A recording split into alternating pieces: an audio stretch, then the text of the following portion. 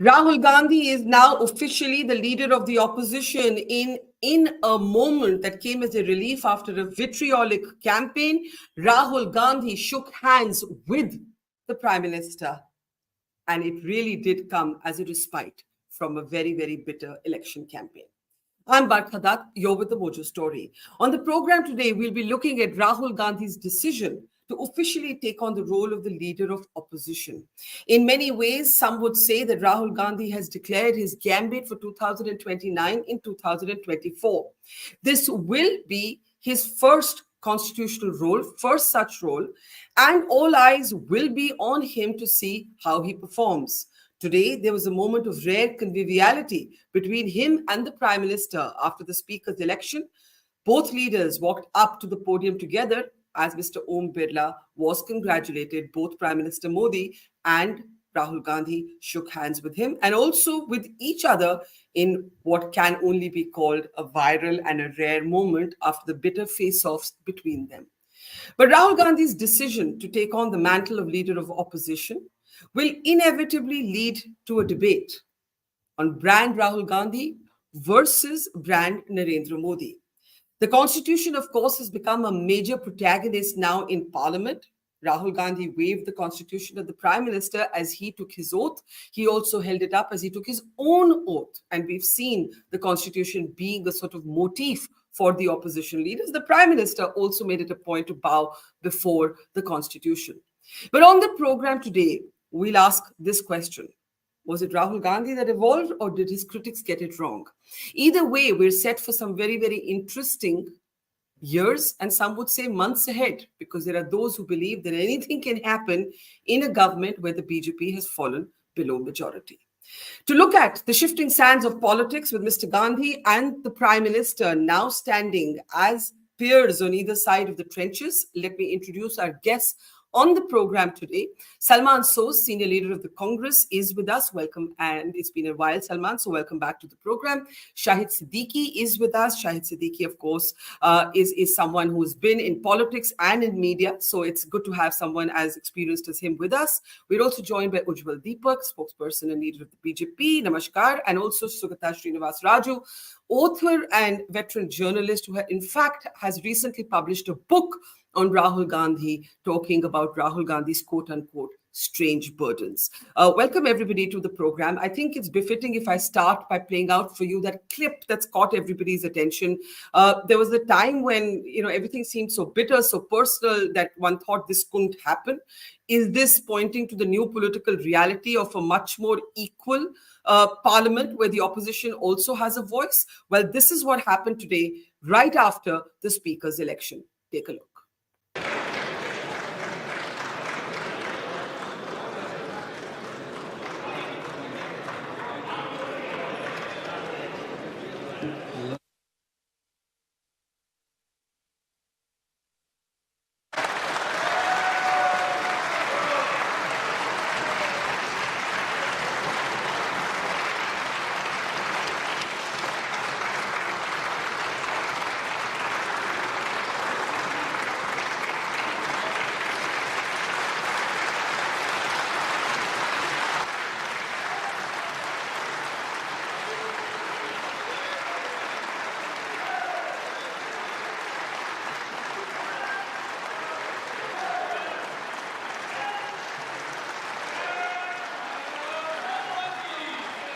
आपके चेयर है, आप संभालें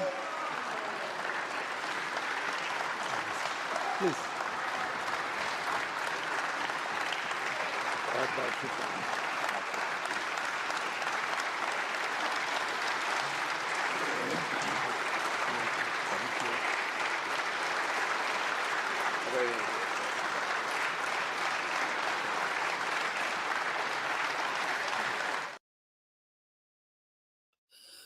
So that was quite a moment. And let me start with you, Salman Soz. Would you have ever imagined a moment like that in the last term of Parliament, where we actually saw suspensions of many opposition members of Parliament? What did you make of that moment?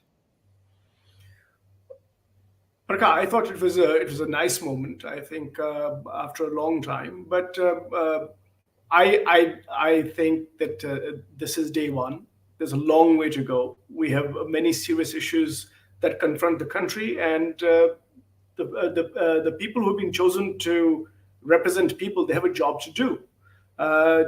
This moment, which is welcome, it does not, of course, it stands on its own, and I think that's very good.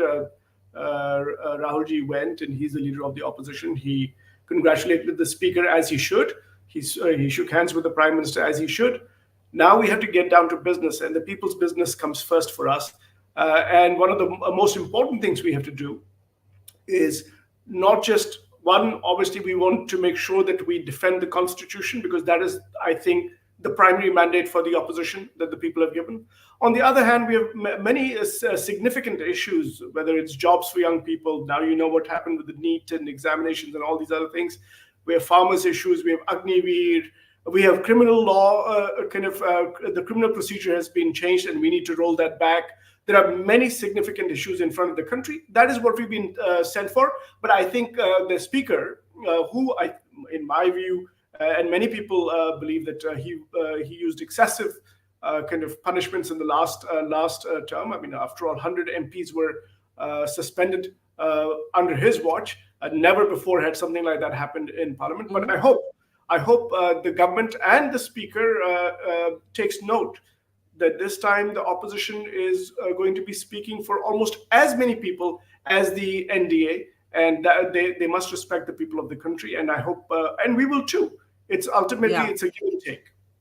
So it's interesting that you talk about the role of the speaker, because this was actually the first point of debate between the Prime Minister and Rahul Gandhi. Maybe it wasn't intended to be that, but it ended up being that. And let me just play that clip out for you, because Salman, you brought it up. First, the Prime Minister congratulating the Speaker, and then how Rahul Gandhi responds. So first, let's take a look at what Mr. Modi said. Take a look. संसद की कार्यवाही, जवाबदेही और आचरण हमारे देशवासियों के मन में लोकतंत्र के प्रति जो उनकी निष्ठा है उसको और अधिक मजबूत बनाता है। आपके मार्गदर्शन में 17वीं लोकसभा उसकी प्रोडक्टिविटी 25 साल के हाईएस्ट लेवल पर 97% रही, और इसके लिए सब माननीय सदस्य तो अभिनंदन के अधिकारी हैं, लेकिन आप विशेष अभिनंदन के अधिकारी हैं। So as the Prime Minister spoke about the productivity on Mr. Om Birla's watch, Rahul Gandhi did retaliate, and this is his first public comments as leader of the opposition on the floor of the House. So it's important what he said. It will set the tone for the rest of our conversation. So let's take a look. Speaker, sir, the question is not how efficiently the House is run. The question is how much of India's voice is being allowed to be heard in this country. So the idea, Speaker sir, the idea that you can run the House efficiently by silencing the voice of the opposition is a non-democratic idea. And this election has shown that the people of India expect the opposition to defend the constitution, the Samvidhan of this country. All right, let's get the debate going. Salman, very brief comment from you, and then I'll open it up. So this was Mr. Gandhi's first comments as LOP. What kind of parliament session are we looking ahead at? No. I think what we're looking at is there are different perspectives. The ruling party has its own perspective, and the Prime Minister seemed to indicate that we really had a great and effective and efficient parliament last time. So basically, suspend 100 MPs, and you can have a quiet time in parliament. And Rahul Gandhi basically said that is not efficiency is not what we are after. What we are after is that the people of the country have sent these representatives to debate the big issues of our time, and voices of the people of the country must be heard through their representatives, whether they're in the ruling benches, treasury benches, or whether they're in the opposition benches. That, I think Rahulji said it, to my mind, that makes a lot of sense. I don't think efficiency is what matters. I hope the Prime Minister understands that. Let me bring in now Ujjwal, Deepak of the BJP. The BJP can no longer make fun of Rahul Gandhi. The Prime Minister appeared to take him seriously. Will the BJP fall in line and take the cue from their leader? Barkha, first of all, congratulations to Mr. Gandhi. For the first time ever in his political career, he'll be behaving in a serious role. I hope he stays there for a longer time, at least for 20 years now. That's what we all have been wanting, that there is an opposition in place. So for the last 10 years, no party could qualify for even being an opposition party in the parliament. I hope Mr. Rahul Gandhi takes it seriously. The problem is that he again didn't want this job. He didn't want to take up this job. That was visible in his initial reluctance to take up this job. Unfortunately, he'll be again doing the job which he does not want to do. But fortunately, he'll be again doing a job which he loves to do: oppose, question, disrupt, disturb, spread misinformation. So if you look at Mr. Rahul Gandhi's career, he has no role to play in India's development. All what he has done in the last 20, 25 years of his political career is just question and audit other people's jobs. And that's what an LOP's job is, right? So right now also, when you heard his statement, he doesn't believe in efficiency of the parliament. So by efficiency of the parliament, and that was a very valid statement by the Speaker of the House, that in efficiency, the voice of the opposition is already included, right? But Mr. Gandhi is just interested in questioning and auditing others' jobs. And that's why I said he now needs to be more serious in his job. Okay, I hope whatever- just 1 second, Barkha. I hope he doesn't wink in the parliament anymore. He attends more sessions of the parliament. His past records tell everybody that he has not been interested in attending the sessions of parliament. But as a leader of parliament, he will be bound to attend more sessions. I hope he does that and he does the job. I think that last point is a good point, and we looked up the data from PRS Legislative, and I'm sure Salman will want to respond to this. As LOP, Rahul Gandhi will have to spend more time in Parliament. In the last Lok Sabha, his attendance was 51% compared to the national average of 79%. This is from PRS Legislative. And Salman, I will let you respond to that as we go along. But Shahid Siddiqui, क्या बदलेगा अब? कि कुछ बदल चुका है. The images we saw of the Prime Minister, Mr. Gandhi, shaking hands, इकट्ठे जा रहे हैं, stage पे आप भी देख रहे हैं. मुझे तो नहीं लगता कि in the last term we would have thought that this moment was possible. I don't think when we saw the tenor of the campaign, we would have thought that this moment was possible. The kind of adversarial energy between the two sides felt very personal. And even the RSS chief pointed out that the maryada of the campaign had not been kept. What do you make of these images that we're seeing out of Parliament today, Shahid bhai? Shahid bhai, I can't hear you. Shahid bhai, can you unmute yourself? I can't hear you, Shahid bhai. I can't. You're muted at your side. If you can unmute yourself. Okay, I'll just get Sugata in the meantime because we can't hear you at all. Sugata, just jump right in. Yeah. Sugata. Thank you, Barkha. I mean, the one thing that stood out for me in today's, thing in Parliament is besides, what has already been mentioned, that is the shaking of hands between Prime Minister Modi and Rahul Gandhi, is that Mr. Rahul Gandhi's attire has changed. He is not wearing his white T-shirt today. He was wearing his kurta pajama. So that is significant in many ways because he is now playing a very important and a very serious role.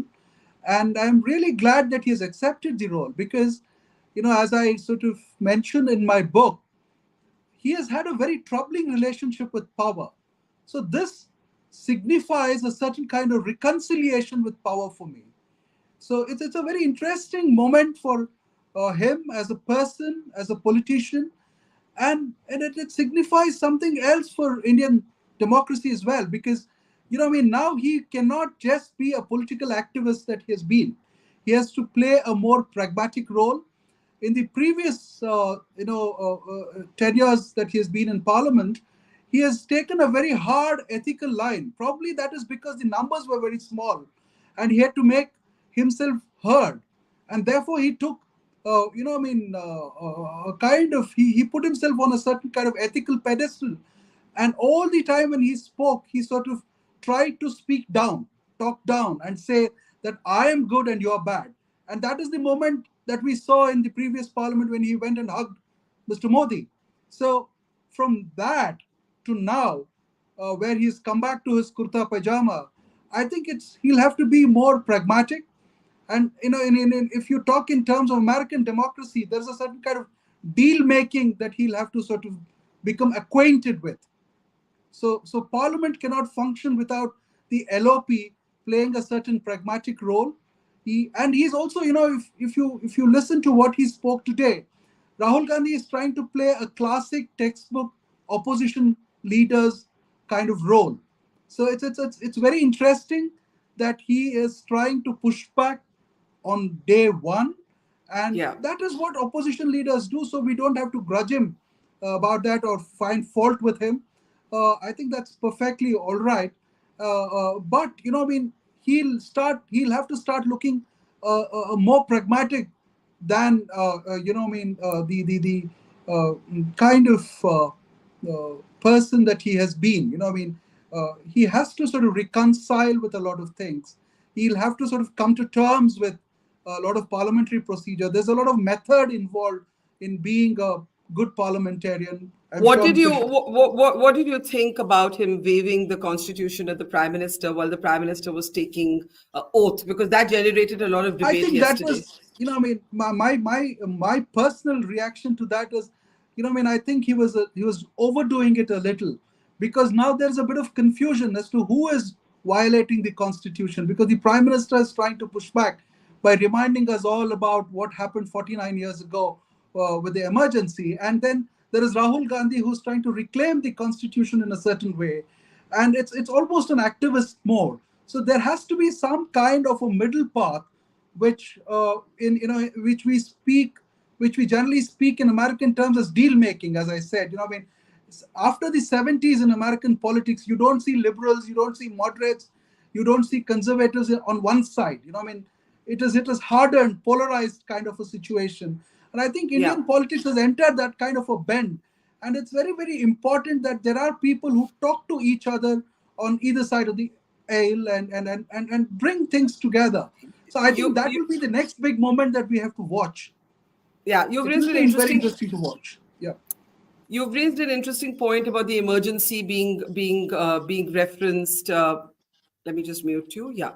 You made an interesting point about the emergency being referenced by the speaker today. And when the speaker did it, the opposition actually protested. The Doordarshan did cut to the opposition when that was happening, but you could hear them. Later, Shashi Tharoor outside said that the speaker did this without any prior discussion. Let me just bring in Shahid, and we'll actually talk a little bit about what happened with respect to the emergency, the fact that Mr. Modi is pushing a hard line on that, also bowing before the constitution. The constitution has become now, as I said, a protagonist in Parliament. Shahid Siddiqui, please go ahead. Yeah. Your question, Barkha? I didn't get your question. I'm saying that Sugata says that maybe Rahul Gandhi is overdoing the waiving of the constitution, because now Mr. Modi is also trying to invoke emergency and saying, look, Congress violated the constitution. That was one question. And when we lost you, the question I was asking was the images we saw of Rahul Gandhi and Narendra Modi today. Did you ever think 5 months ago that you would see those images? Shahid bhai, go ahead. Things have changed for everybody. For Mr. Narendra Modi, for Rahul Gandhi, for the BJP, and for the opposition. So everybody will have to readjust to this new situation. India, it's a different parliament, it's a different India, and everybody will have to be much more mature about dealing with each other. And that we saw today when they shook hands, when they came together. I think I agree that there was no need for Rahul Gandhi to raise the constitution when Mr. Modi was taking oath. There was no need for that. So, but what I have seen is that in last, say, a few years, Rahul Gandhi has matured. Rahul Gandhi has become much more responsible, and I think it will be a very different Rahul Gandhi which we'll see in the parliament. But we'll also have to see a different Modi. If the Mr. Modi doesn't change from 2019, 2014 Modi, then there will be a problem. Then there'll be much more confrontation. So it has to be both ways. ताली एक हाथ से नहीं बजती, ताली दो हाथ से बजती है. So if the attitude of the ruling party is to get over everything and roll over the opposition, then that will not be allowed, that will not be accepted. The opposition will have to make much more noise, and as my friend said, that the role of the opposition, they will be questioning. Of course they will be questioning, it's their job in a democracy. If they don't question in democracy, if they don't raise their voice in a democracy, if they don't raise the issues, then they are not doing their job properly. And we expect Rahul Gandhi and other opposition leaders to do that. And we also expect the speaker to change a bit. Speaker, I'm sorry to say that Speaker in the past, I have seen a lot of parliament, both as a parliamentarian and both as a journalist for the last 50 years, that the way Mr. Birla has been dealing with the members, I think is not a very, very healthy situation. So he'll have to change much more, and there has to be a much better, much healthier, much positive house today, and in the interest of the country, in the interest of what we want to do and the way we want to grow. So it has to be a very, very different situation now. Okay, let me bring in Salman. Salman, let's start with the question raised by Sugata, that there is now a pushback from the BJP over the idea of the opposition being the defenders of the constitution. Today, for the last 2 days, we have seen the Prime Minister personally kind of tweeting about the emergency. Today, there was a resolution. Mr. Birla got up. The opposition protested. Why did the opposition protest? I mean, we all agree the emergency was wrong. And many of the Congress leaders today call today's age an undeclared emergency. Do you think the parallel holds? Because if this was an undeclared emergency, would Rahul Gandhi and Narendra Modi be walking up to the stage together, congratulating the speaker? Barkha, like I said, today, one day is just one day. This is the start of new parliament, and we all want it to start with as much civility as possible.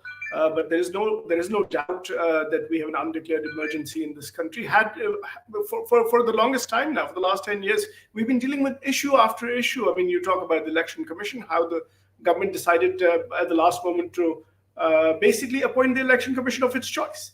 You talk about what has happened to much of the media, not yours, I'm happy to report, but much of the media is now effectively under government control. They actually get messages on WhatsApp about what discussions to hold and and how to go about setting the government's narrative. You have public institutions, taxpayer-funded institutions, which you and I and others on this panel, we pay taxes, and those institutions have effectively become frontal organizations of the BJP. So there's a lot that has gone wrong, but I'm happy to say that we fought. We fought hard, and the people actually stood with us. And in this fight about the emergency type situation that we face, I think on the constitution, the people have spoken. They've spoken. They stand with us. They stand with the India Alliance. There is no question about that. Why did the opposition disagree with the speaker's resolution on the emergency in parliament today? I will, yeah. Because I will tell you what, this is essentially the speaker speaking the language of the government. The speaker is not government. The speaker is not BJP. Mr. Om Birla is not part of the BJP any longer. He is the speaker of parliament, of all MPs, of all voices of India. When the speaker starts doing things that are clearly engineered by the BJP, then he's already in some way showing us his hand. We hope that he behaves with much more even-handedness in this parliament, but we will be prepared to basically push back and push back hard, because millions, hundreds of millions of Indians are with us. They've sent us to fight for what they believe to be right, for their issues, and nobody, not the Prime Minister, not the BJP, not the RSS, and not the Speaker can stop us from representing the people of this country. Okay. Before I get Ujjwal, Deepak in, Sugata, since you raised this point and you said maybe, there's an excessive use of the constitution, worked in the campaign as a symbolism, it triggered a conversation around whether the quota policy would be changed, Dalits in particular, that vote got divided. You hear Salman say that if the speaker is going to basically recite the script of the government, the opposition isn't going to take part in it. What do you think is going to be Rahul Gandhi's biggest challenge now as he takes on the helm of the LOP? Barkha, I mean, it's perfectly all right to sort of speak about the constitution. Nobody can stop anybody to speak about the constitution because that's at the absolute center of our democracy. So that's fine. But what was a little excessive was to sort of keep waving it when the Prime Minister was taking his oath. So that was a bit of an excess. And also the opposition should not be cagey if the emergency is mentioned, because that was a really dark moment in Indian history, modern Indian history. And Mrs. Gandhi downwards have all accepted and regretted what happened at that point of time. I don't know, I mean, I may be right or wrong, but there was a resolution of the Congress party at some point which said that, what happened during the emergency was wrong. So when it has been accepted and people have moved on, I don't think they have to really try to sort of be very, very defensive about the emergency being raised. In fact, they should step in and say, yes, that was a mistake, and we should ensure that nothing happens like that, or in a clandestine form, that is the undeclared form. So I think they should sort of be sportive about it, talk about it more, so that the opposition, so that the ruling party is left with nothing to speak about. In fact, to be fair, during the election campaign, when this whole issue came about, when they said that if they get 400 plus, they will change the constitution. I think Mr. Modi, on many occasions, said that even if Ambedkar were to come alive and ask us to change the constitution, I don't think we are going to do that. So I think he had made a fair point. But, Rahul Gandhi has built his politics around it. It's fair. It's nobody can fault that thing. But, there are things beyond that is what is important. Okay, we're getting some comments in our audience stream, and I'm just going to take some of them. We have Prasad saying, just like how the world collectively condemned World War II in Normandy as well as the Holocaust, Parliament, Congress included, should observe this dark day. And so I will get Salman to respond to that. Another person says, Subha says, I fear with this wrong sense of victory by Congress, they might just oppose anything the government brings to the table. They should have sensible discussions with the government. I do want to bring this to Ujjwal, but I think I must give Salman a chance to respond. If I'm not wrong, in 2021, Rahul Gandhi himself is on record saying the emergency was wrong. The Chief Justice of India, whose father took the wrong decision, during emergency, has said his own father was wrong. So, isn't there a consensus on emergency? Why are we still debating it, Salman? No, we're not debating it. I think it is clear. I know the emergency was wrong. You know the emergency was wrong. And it is nobody in the Congress party saying bring back the emergency. In fact, the Congress party has done everything possible for the last 10 years to make sure that we don't have another emergency in this country, undeclared or declared. So we're fighting hard. And in fact, in this election, it was clear that we were fighting with the Constitution in our hands, because we made sure that people of the country understood what changing the Constitution, as BJP's own leadership had said on multiple occasions before the election started, that changing the Constitution could have huge repercussions for people. The most marginalized people in this country would be the most hurt, would be disproportionately hurt. We made the case. The people agreed. And here we are. The Prime Minister can say anything he wants. He can say that the Congress is going to destroy the Constitution, etc. But people don't agree with him. He was forced to bow down to the Constitution, and we'll make sure that his place is at the feet of B.R. Ambedkar and the founders of the Indian nation. Well, Ujjwal Deepak, some damage was done to the BJP by your own motor mouths, who did talk about 400 par chahiye to change the constitution. I think that's been acknowledged by enough BJP leaders. But I want to pick up what Shahid Siddiqui said. अगर राहुल बदला है तो मोदी जी को भी बदलना होगा. If Rahul Gandhi has matured, then Prime Minister Modi cannot be the Prime Minister of the last 2 terms. Mr. Modi didn't get this far without being pragmatic. Do you expect to see a different Prime Minister? Yeah, but first of all, to be fair, I'll need some fair amount of time to respond. I have a lot to say. Believe me, I'm just back from an event hosted by our Chief Minister in Chhattisgarh. He hosted a lunch in respect of to facilitate the families of Misabandi families. My father was one of them, my late father. He was in Central Jail, Raipur for around 19 months. So I have somehow felt the pain from the stories my father used to tell me about the pain of Misabandis. Okay. And so what was Misa? And ironically, Mr. Lalu Prasad Yadav named his daughter Misa, right? Maintenance of Internal Security Act.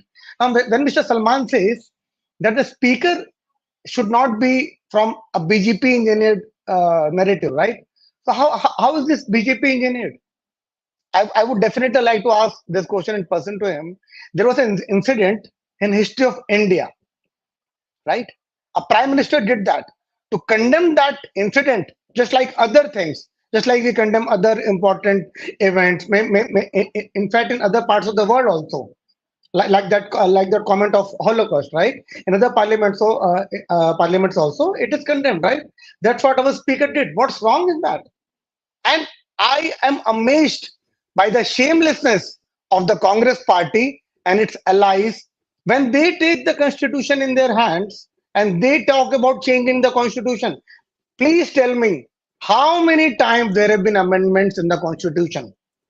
How many times and who has done that? And let me ask you another question. What do we mean by changing the constitution? Do we actually mean changing the cover or the number of pages or the page numbers or the paragraphs or turning it around? I mean, do people think that a constitution will be changed, its language will be changed? What will be changed? Okay, let me try and respond to what I think people mean. They mean there is a basic structure doctrine. We have it from the Supreme Court and we all recognize what the basic structure is. Other changes, the country is dynamic, society changes, and you respond to that. Shahid, you were wanting to come in. Please go ahead. Shahid Siddiqui. Barkha, look, I was in jail during emergency. My father at the age of 80 was in jail during the emergency. He was released twice and he went back to jail writing against the emergency, although he was a congressman all his life. So I have every right to speak about emergency. And Congress was punished severely by the people of this country for what happened during the emergency. And they paid for it. But to remind them constantly after all that is not, I think, correct. If the resolution had to be brought, it had to be brought by agreement with the opposition. They should have taken them into confidence. It shouldn't have been a sudden thing by the speaker. So that was absolutely wrong. That showed that intentions were not very positive for the sake of democracy. Intentions were to push the Congress and because they were raising the issue of the Constitution. Moreover, the issue of the Constitution is not just about amendments. Nobody is against the amendments. Amendments are necessary. Constitution is a living document. It changes constantly. But to change the very fundamentals, that is the secular character, the socialist character, the democratic character of the Constitution, that is really essential. Because word secularism is not required. I agree that it was inserted during emergency because there was no need for it. Because the very fundamental of our constitution is secular. Secular means that the state has to be to move away from faith and religion, has not to take any decision on the basis of any caste, religion, etc., etc. So the very basic character of the constitution is secular. And the BJP, not for the first time, But earlier also, there have been many documents from the Sangh, from the RSS, from the day Constitution was introduced. They have been speaking against the Constitution, wanting to change it, questioning its very fundamentals, questioning its very basis, and therefore we are all very worried that the Constitution is under threat if the BJP gets the is in a position to change its basic character. They may not change the name. I agree that it will never be a Hindu Rashtra. It will always, in the name, it will remain what it is. But to change its character, which was being done in last 10 years on so many ways. And therefore, the worry is very genuine, not just of the Congress party or the opposition, but of the people of this country. And the people of this country have faith in the Constitution, because all the Dalits, all the Shudras, all the minorities, all the villagers, all the tribals, all the poor are equal today after thousands of years of being oppressed just because of this Constitution. Okay. And therefore, Okay. it's a Bible, it's a Quran, it's a Gita for every Indian. Okay, let's come back in concluding remarks to the subject. Rahul Gandhi is leader of opposition. Is it a gambit for the Prime Minister's post in 2029? Now, Salman, I'll start with you. In this campaign, maybe the opposition wasn't certain of how it would do. Certainly, the results exceeded possibly your expectations. Rahul Gandhi could have been made the face of the opposition going into this campaign. You all didn't do that. Do we take it now that we are seeing a kind of presidential form of a parliamentary democracy, that Mr. Gandhi is the main individual standing up against Mr. Modi? What happens to the India bloc? Does the India bloc accept Rahul Gandhi as their leader?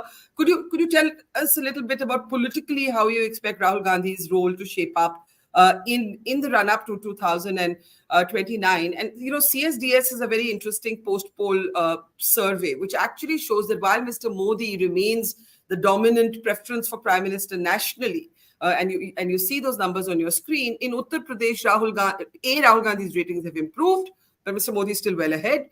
But in Uttar Pradesh, Rahul Gandhi is marginally ahead. He's marginally or 2 points ahead of Mr. Modi in Uttar Pradesh. So what is this? Is this a gambit? Is this an opening statement for 2029? Rahul is LOP? Barkha, let me just take you back to the elections. It's very interesting that people still don't seem to understand what has really happened in this election.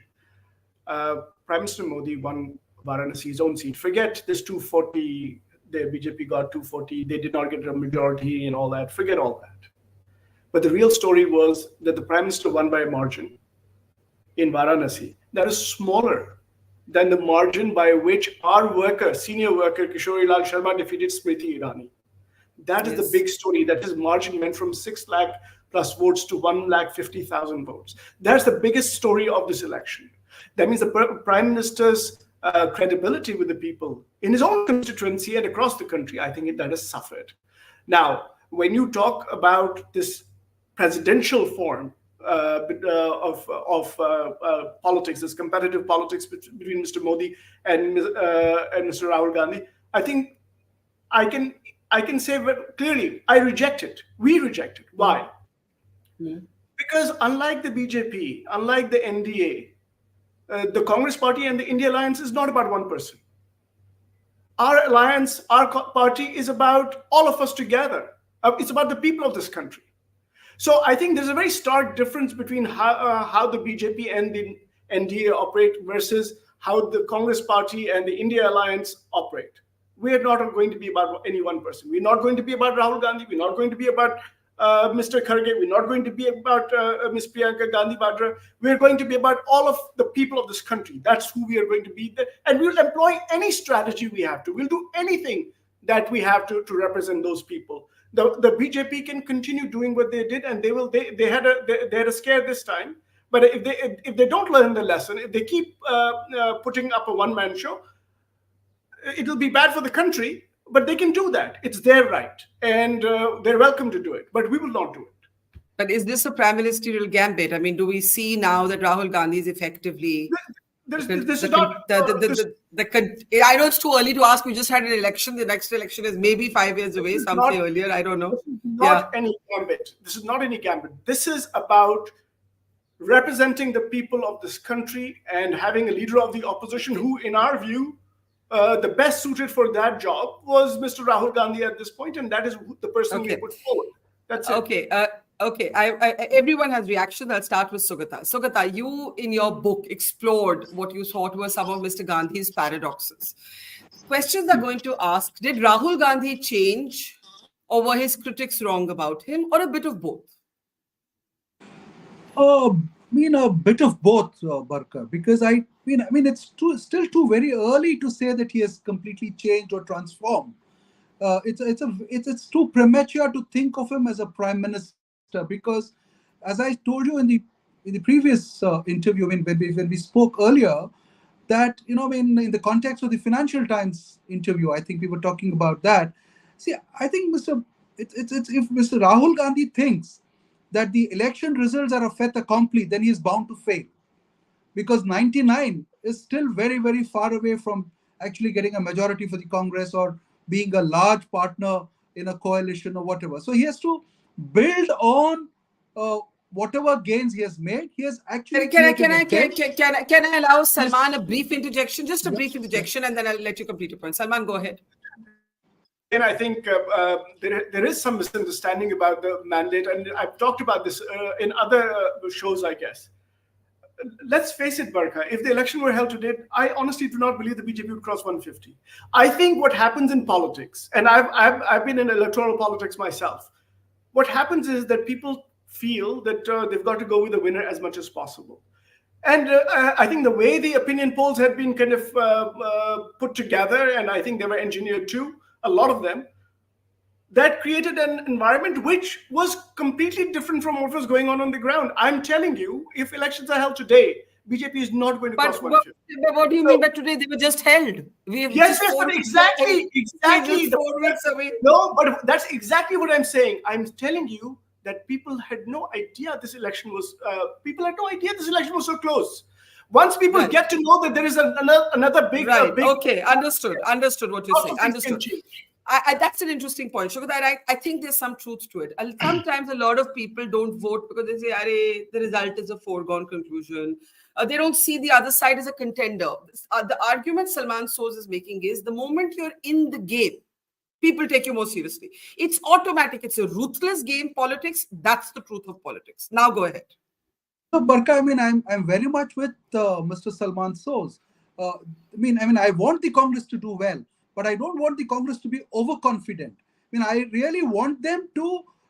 I want them to think that they have dented the ruling party. They have dented Prime Minister Narendra Modi, and they have to start building from here on, because the Congress is yet to recover its social basis, Barkha. If you see where they have done well, they have done well where their allies have done well.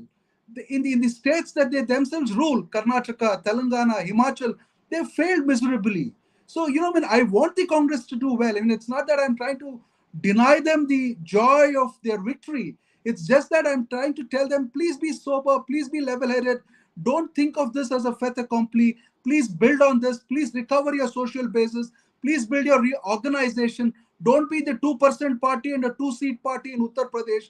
See, these are things that I think, I mean, if you see the level of confidence that the congressmen are exuding, I fear that they will very soon sort of, get into a mode of complacency. Without having built an organization, they are bound to fail. And the BJP constantly tries to sort of reform itself. BJP works on its feedback. No, that's the reality. The Congress goes into a slumber very soon. So that is something that I'm trying to point out at. I'm not trying to take away their joy of victory. Okay. I think those are fair points, and I'll get Salman in his last comments to react to those. Ujjwal, please go ahead. The fact is that the BJP does have to adjust to a new reality. Kiran Rijiju has met with leaders of the opposition. Rajnath Singh has been speaking to Mr. Kharge. We didn't see these kind of outreaches. This is the first evidence of change. And just like there's a health warning from Sugata for the Congress, there's a similar health warning for the BJP. The Congress can't get complacent. The BJP can't carry on as if it's business as usual. There's a lesson for both. Go ahead. Last thoughts. Barkha, to be honest, to expect that BJP will not change, that's a myth. So don't worry about that. Mr. Modi, Mr. Amit Shah, our party president, the whole party organization structure, they're very serious about elections and the government, and you are aware of that, right? First of all, I'd like to complain that you're not being fair today. I've got the least amount of time today to speak. I No, find no, some comments. please, I go ahead. find Take your some time. comments by Mr. Salman very funny, and I'll start with this: that the Congress party is not about a person. Yes, it is not about a person. It is only about a family. So look at it. Mr. Sonia Gandhi is a Rajya Sabha member. Mr. Rahul Gandhi is a Lok Sabha member, and Mrs. Priyanka Gandhi is going to be a Lok Sabha member. So why not seat, right? So she's going to contest from that. How is it about one person? It's only about one family. We are still not out of that Rajshahi parampara, and I am amazed about this fascination with Mr. Rahul Gandhi by the media and by the political observers all. So what is Mr. Rahul Gandhi wearing today? A kurta pajama, a change. So as Mr. Modi has always been, saying, how many times will this product be launched? And your tagline says brand Narendra Modi versus brand Rahul Gandhi. I'd like to compare a brand Narendra Modi to iPhone 15 Pro with a Rahul Gandhi, a Chinese assembled phone which does not work on time. You just cannot make calls with that. It will just hang. So that's Mr. Rahul Gandhi for us. How many times will this product be launched? And believe me, 10 more elections will have to happen for Mr. Salman's ambition of making Mr. Rahul Gandhi a prime minister will complete. So telling this that if elections were to happen today, it just happened like 16 days back, right? And I'm glad you said that people said, kya fayda? So because of those people, that complacency that Mr. Narendra Modi is going to win, some actual voters did not go to vote and BJP lost in some seats. Believe me. But if an election were to happen today, believe me, we would definitely cross 400 Barkha. And take my word, people made a mistake. People were complacent. Okay. They were in a mood that BJP is already coming. Some people didn't go to vote. That's why Congress won at some seats and some other parties. Now, I hope you feel like I've allowed you to make your point comprehensively. You Not made really, but I don't want to take much of your time. But please okay, go ahead. you can add a comment if you want to, because I do want to start wrapping up. Add a comment if you want to. So you've said, and you've raised a pertinent point. With 3 members of the Gandhi family in parliament, can the Congress really say we're not about one person? It's a question that Salman does have to answer. Do you have another point to tag on? You've used the phone analogy. Mr. Modi is like an iPhone. Rahul Gandhi is the China-made phone. 15 Pro, the latest one, yeah. Okay, latest one. Okay, do you have another point to add on? Also, I hope that Mr. Rahul Gandhi will tell his whereabouts to the Lok Sabha about when he goes abroad and where he goes and whom does he meet more often, because he is in a responsible position now. Okay. And I also think that he'll not make silly mistakes inside the parliament, because he'll be in committees which elects the chief election commissioner. And this committee is formed after BJP came into power, even after a court's verdict. But this committee didn't exist earlier in Congress party's regime, and you're all aware of that, right? You all know how the CCs were chosen then and now, right? Okay. Now I do have to get the others to quickly respond. I'll start with Salman and I'll give Shahid and Sugata quick closing comments. I think there's a pertinent couple of questions. Mr. Gandhi, if Mr. Modi has to change, Mr. Gandhi also has to change. Parliament has not been his main domain necessarily, and the numbers, the attendance, the participation in debates, the PRS data bears that out. One, is he going to be much more focused on Parliament? Two, I think the political question the Congress does have to answer is because we're going to assume that Ms. Priyanka Gandhi Vadra is going to win from Wayanad. It's a safe assumption. With 3 members of the Gandhi family in Parliament, can you really say, as you said on this program, we're not about one person? Ujjwal, Deepak says, okay, you're not about one person, you're about one family. What do you say, Salman Soz? Well, first of all, I would tell my friend from the BJP that comparing the prime minister of the country to an iPhone is probably not a good idea. iPhones the batteries get useless in 2 years and then they're thrown out. So I wouldn't go there. But of course, if the prime minister wants to be compared to an iPhone, all power to them. In terms of Mr. Gandhi now taking on his role as the leader of the opposition, it is a very serious role, but he's been a serious politician for the longest time. It's just that people don't seem to give him any credit. When he was, you talk about his parliamentary attendance record, so to speak. How many times has the prime minister spoken in parliament? How many times did he speak in Gujarat Assembly? How many times did they convene the Gujarat Assembly? Please do check that data. Then you will understand what kind of a parliamentarian you have in the current Prime Minister. So, but you know, when Rahul Gandhi was going from one part of the country to another part of the country, making people aware of what the country faced, you know, that's what he was doing. You know, his activist self, I don't think he's going to give up that activist self, because that's who he has been. That's who he is. He's an activist. He wants to fight for the people of this country, whether it is in parliament, whether it is outside parliament. So I have no doubt that he's going to do everything possible to represent the people of this country in his own way. You didn't answer the dynasty question. The dynasty question. I will. I'm just saying that whether it's Rahul Gandhi, whether it's Khargeji, whether it's everybody else in the India alliance, we're all committed to the people of the country. We made certain promises and we'll uphold them. In terms of this whole dynasty question, I think BJP should not talk about dynasty. I mean, this whole parliament is full of BJP leaders who are sons and daughters of former politicians. So we don't want any lectures from them. Our leaders go to the people of the country and say, we are standing. Do you want us? Do you not want us? Priyanka Gandhi Vadra does not have any automatic berth in parliament. She has to go. She has to fight. She has to go to Wayanad. And if the people of Wayanad want her, they will elect her. And I have no doubt that they will. Same way, Rahul Gandhi went. He went to Raebareli. He went to Wayanad. He won by almost more than double the margin in both seats. Almost 4 lakh votes in Raebareli. One of the largest margins in Uttar Pradesh compared to our dear Prime Minister. So no lectures, please. Get on with the people's work. Get on with the big issues. In a family, and let's fight for the young people of this country who are being pushed towards hopelessness by this. Okay. We're really out of time, and Shahid and Sugata have been waiting to speak. So Ujjwal, just one line, please. One line. Yeah, Ujjwal, go ahead. Ujjwal. Rahul Gandhi made a comment in the parliament with this sign. He meant the 3 people in the family, right? I believe that, right? Mr. Rahul Gandhi made a sign like this in the parliament, right, recently. He actually meant 3 people from the family. Okay. So that's an absurd answer, believe me. Thank you. Okay. All right. Shahid Siddiqui. The point is, we just lost Sugata there, but Shahid Siddiqui, go ahead. Yeah.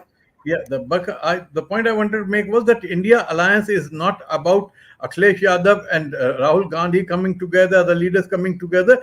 It was possible because the people of this country wanted it. And the people, you must understand, when you talk of a presidential kind of system, India can never have that, because India is too diverse, too different in so many ways. It's not even like UK, you cannot have 2 prime ministerial candidates. You have a Tamil Nadu, you have a Kashmir, you have a Bengal, you have people from different parts, and therefore it will be always represented by a coalition. And if there is no coalition, India is not properly represented. And therefore, BJP will have to be a coalition. If Atalji represented India much more than Mr. Modi did with his 300 plus seats, because India in politically, socially, culturally, in every possible way will be represented not just by a political coalition, but a social coalition, economic coalition, and India has emerged as a coalition. And Rahul Gandhi is not the only leader. Akhilesh Yadav is also a leader. Mamta is also a leader, and there are so many other leaders. And these leaders will make the leadership and will make the future of this country and future of politics in this country. So let's not get confused, and let's not have this middle class, thinking that there are 2 candidates. We must have a candidate against another candidate. No, sir. We don't need a candidate against candidate. We need right kind of leadership in both the parties if this country has to really develop and do things for its common man, not for just the upper level of the elite and the powerful. That's a good point about India being a coalition and that being reflected really in the verdict of how multi-layered it is and the multi-layered leadership, and not to be reductionist as we in the media often are. Sugata, closing word, please. I would just like to compliment what Shahid ji said. See, in my book, Barkha, I don't know if you remember, I speak of India as a permanent coalition. I speak about the recommendation that Justice M.N. Venkatachalaya made in 2000 when he reviewed the functioning of the constitution, that any party, any government that is set up should have a 50+1 vote. And India's diversity deserves only a coalition. So I am someone who does not believe in a single party rule for a country as diverse as India. And that's point number one. Point number two is that dynasty, the very idea of dynasty makes me extremely comfortable. We had this debate last time with Tavleen Singh around. And people have now started saying dynastic rule is better than dictatorship. I don't think it's correct. It's a very, very shallow statement to make. India is a very, very big country, and restoration of the Congress, restoration of a certain status quo is not about restoring democracy. Indian democracy has to grow, progress, has to become far more diverse, has to, as Shahid ji said, include far more realities in it. So I don't think the Congress should try and say that if you restore the Congress party, then India is safe. I don't think that argument is correct. Okay, I think Salman would agree with that this isn't only about the Congress party. So I'm not going to give that back to him. We'll end it there. To Sugata, Srinivasraju, Shahid, Siddiqui, Ujjwal, Deepak, and Salman Soz. Thank you. It's been a lively and interesting conversation, and we hope there'll be similarly lively and robust debates inside Parliament. Thank you for joining us, and to our audience, see you tomorrow. Thanks, Cesar. It's great to see you here. Thank you for watching our work. If you haven't subscribed yet, don't forget to click the bell icon and subscribe to Mojo Story and support independent, robust journalism.